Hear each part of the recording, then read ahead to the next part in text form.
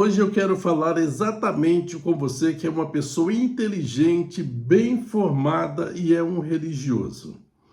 Eu quero te falar, eu quero te abrir os olhos para o quanto a religião minimiza o seu conhecimento, a sua inteligência. Como a religião tem um poder dominador e ela simplesmente aniquila a sua capacidade de inteligência. Quero alguns exemplos. Você pode sentir-se um pouco ofendido porque a religião é aquela coisa mais sensível que as pessoas têm. Mas preste-me atenção.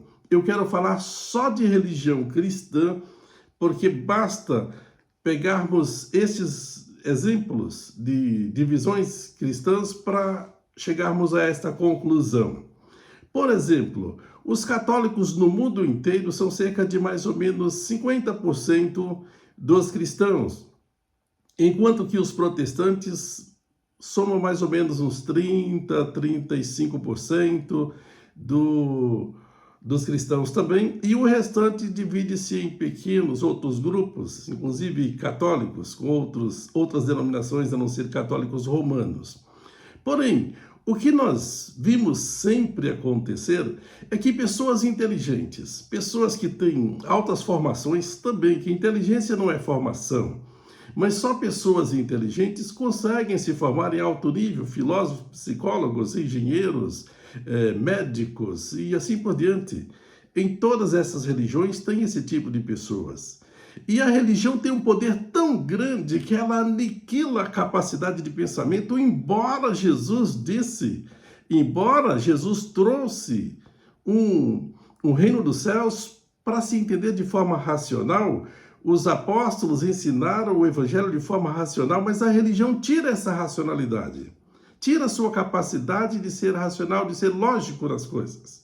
E aí a religião ensina uma fé seca, uma fé absurda. Por exemplo, se você é católico, aí você é bem radical, você é bem praticante mesmo, você está lá cumprindo os seus rituais católicos, fazendo as suas orações, as suas rezas, as suas preces e os seus rituais. E aí chega o protestante e você diz, não, você não vai ser salvo porque salvação é só através da Igreja Católica e você precisa de participar aqui da Eucaristia para ser salvo. Aí o católico chega no evangélico e o evangélico diz, você não é salvo, você precisa de aceitar a Jesus, você precisa de passar pelo batismo e você precisa enterrar aqui o seu velho homem e nascer de novo para entrar no reino dos céus. E entre os protestantes mesmo, chega um protestante, Assembleia de Deus, por exemplo, não vai ficar impune porque é o maior movimento pentecostal do Brasil, do mundo. Então chega um pentecostal assembleando num adventista, que também é protestante. E o adventista diz, não, você precisa guardar o sábado, sem o sábado você não é santo de Deus, você não terá a sua salvação. Aí o outro chega lá na congregação cristã no Brasil, ele diz, você precisa de vida para a graça. Por que essas pessoas estão tão divididas?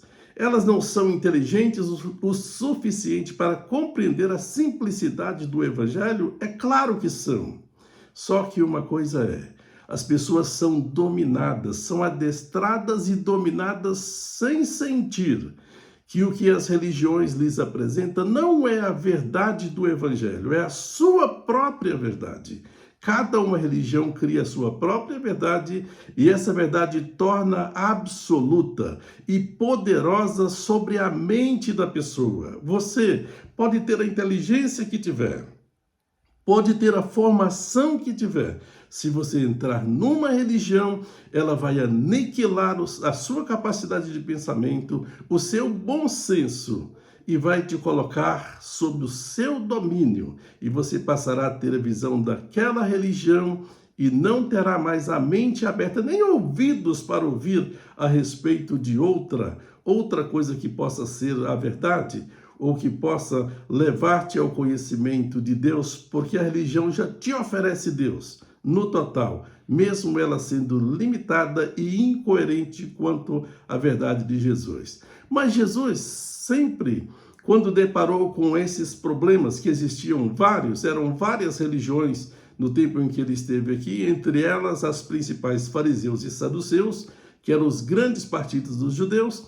Quando estes ouviram de Jesus, anunciando o reino dos céus com poder, com autoridade, eles se convertiam e vinham a Jesus. E Jesus dizia-lhes claramente: se vocês permanecerdes em mim e a minha palavra permanecer em vocês, conhecereis a verdade, e a verdade vos tornará livre. Portanto, amigos, se vocês quiserem ser livres, não é dentro de uma religião e nem fora dela, é dentro da palavra de Deus, é dentro do ensinamento de Jesus. E é isso que nós procuramos fazer por aqui, é ensinar a palavra de Deus conforme Jesus trouxe ao mundo, não conforme a confusão que as religiões fazem e as contradições. Outro sim, juntando todas as religiões cristãs do mundo, ela não atinge 50% da população mundial e todas elas são contradizentes, porque se juntarem todas, se unirem todas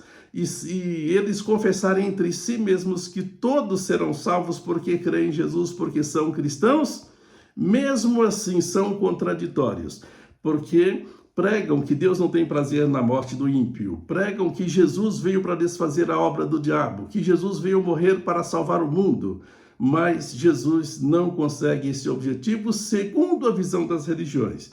Neste canal, eu procuro apresentar para as pessoas o ensinamento de Jesus e dos apóstolos, o ensinamento das Escrituras que traz a salvação através de Jesus, o grande Salvador do mundo, não absolutamente de uma igreja ou da sua igreja, até mesmo a abrangência da Igreja Universal de Jesus, que é tido por aqueles que amam Jesus, que conhecem a Jesus e que formam a sua igreja, a noiva, a esposa do Cordeiro. A salvação vai além da noiva do Cordeiro.